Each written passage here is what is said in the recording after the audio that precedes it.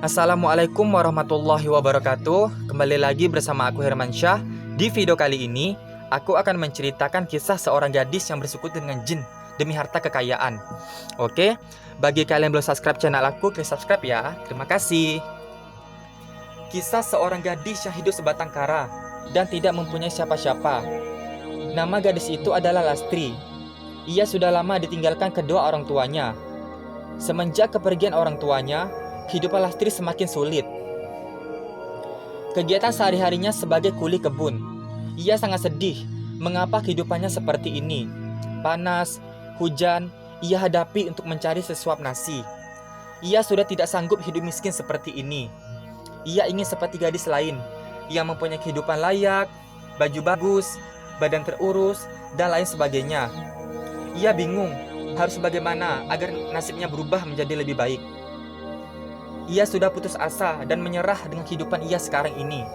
Bahkan, ia ingin mencoba untuk membunuh diri karena saking putus asanya.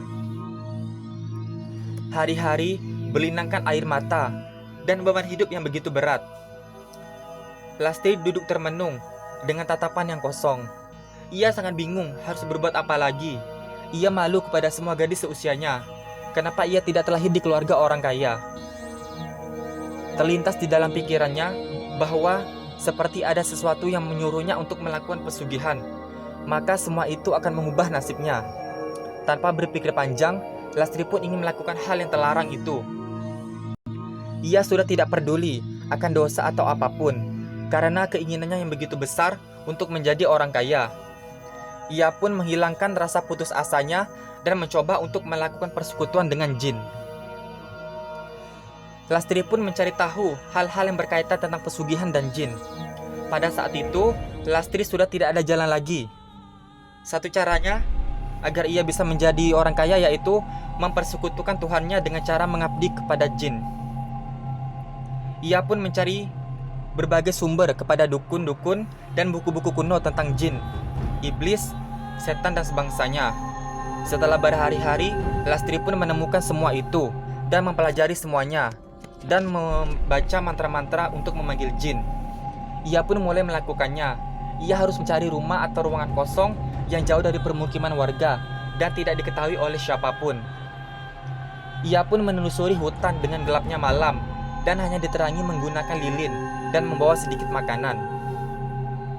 Berjam-jam ia tidak menemui rumah kosong atau ruangan untuk ia melakukan pesugihan. Akhirnya, ia istirahat di tengah hutan itu. Ia menahan rasa takutnya demi keinginannya itu. Dan tidak terasa, pagi pun tiba. Ia pun melanjutkan perjalanannya dan mempermudah ia untuk melihat jalan karena siang hari. Setelah lama menelusuri hutan, akhirnya Lastri pun menemukan rumah kosong. Ia sangat kumuh dan menyeramkan karena sudah bertahun-tahun ditinggalkan. Lastri pun memberanikan diri untuk masuk ke rumah kosong itu. Suasana yang sunyi dan mencekam membuat Lastri tidak berani untuk masuk. Tetapi hal itu harus dilakukannya dan ia pun memberanikan diri untuk menelusuri rumah kosong itu. Di dalam rumah kosong itu terdapat ruang bawah tanah dan Lastri pun mencoba untuk menelusurinya. Sesampainya di ruang kosong itu, ia pun meletakkan semua peralatannya karena tempat itu sangat cocok untuk melakukan pesugihan itu.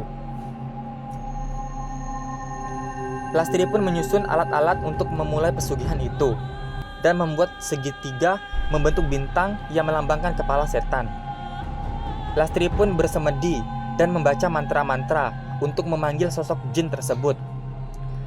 Setelah Lastri membaca mantra penuh dengan keyakinan, Lastri pun merasa bahwa seperti ada hawa-hawa yang akan datang. Dan di situ Lastri sangat gemetaran.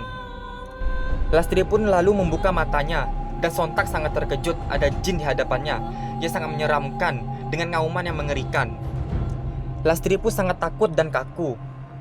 Tetapi Lastri harus mencoba memberanikan diri dan berusaha untuk berkomunikasi dengan sosok jin tersebut. Apa yang dikeluhkannya dan apa yang diinginkannya. Lastri akan mengabdi kepadanya asalkan jin tersebut bersedia memenuhi keinginannya untuk menjadi orang kaya.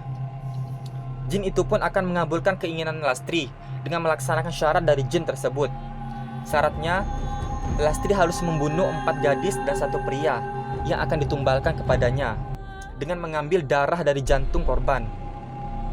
Karena darah dari jantung gadis masih sangat murni dan satu jantung pria akan menambah kekuatan jin tersebut.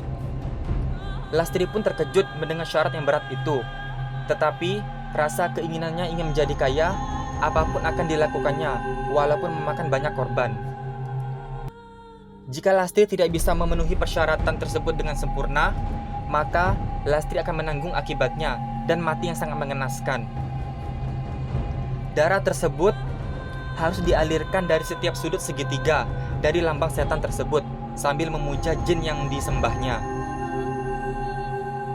Setiap malam Jumat pukul 12 malam, Lastri sudah harus mendapatkan tumbalnya dan melakukan upacara untuk menyerahkan tumbalnya kepada jin tersebut. Lastri pun memenuhi persyaratan dari jin tersebut. Ia harus melakukannya karena ia sudah lelah hidup miskin dan terus bekerja. Demi ingin menjadi kaya, Lastri pun lupa diri dan lupa dengan Tuhannya. Dan ia pun bertuhankan setan demi nafsu serakahnya yang ingin menjadi kaya itu. Lastri pun pergi dari rumah kosong itu dan akan mencari tumbalnya. Ia melakukan tindakan secara halus, jangan sampai ada satu orang pun yang tahu apa yang dilakukannya, apalagi sampai ketahuan ia sedang melakukan pesugihan. Ia pun melakukan hal yang bejat itu. Berbagai macam cara ia lakukan untuk mencari mangsanya, mengiming-iming korban dengan cara minta pertolongan dan hal sebagainya, agar korban mau mengikutinya ke tempat yang sepi, agar pada saat Lastri membunuh korban tidak diketahui orang. Berbagai pembunuhan sadis telah ia lakukan. Bahkan ia tega menjadikan temannya sebagai tumbal agar lebih gampang untuk merayunya. Lastri sudah tidak sadar diri lagi dan sudah dikuasai oleh nafsu serakahnya itu. Ia tidak merasa bersalah sama sekali melakukan hal sekejam itu demi mendapatkan kekayaan di jalan yang sesat. Setelah membunuh korban, Lastri membuang mayat tersebut sejauh-jauhnya agar meninggalkan jejak sedikit pun, dan tidak ada orang lain yang curiga. Setelah ia mendapatkan korban, ia pun mengoyakkan badan si korban untuk diambil jantungnya dan melakukan upacara penyerahan tumbal kepada jin yang diabdinya. Sudah ada 4 korban perempuan yang diserahkan kepada jin tersebut, dan tinggal 1 korban pria lagi sebagai korbannya. Ia sangat senang dan bahagia sekali. Tidak lama lagi, ia akan menjadi orang yang benar-benar kaya dan terlepas dari kehidupan sulitnya itu. Ia sangat berterima kasih kepada jin tersebut karena sudah mengubah nasibnya menjadi apa yang ia inginkan selama ini. Ia akan menjadi pengikutnya yang setia dan selalu memujanya. Semenjak itu, Lastri sudah menjadi orang yang angkuh dan sangat lupa diri bahwa apa yang dilakukannya adalah kesalahan yang sangat fatal dengan mengorbankan orang yang tidak berdosa demi dirinya dan keuntungannya sendiri. Ia sudah lupa diri dan lupa akan Tuhannya yang telah menciptakannya dan telah bertuhan ke setan demi kenikmatan dunia semata. Bersambung. Oke, terima kasih. Bagi yang ingin tahu cerita selanjutnya, jangan lupa klik subscribe ya dan stay tune terus. Terima kasih. Wassalamualaikum warahmatullahi wabarakatuh.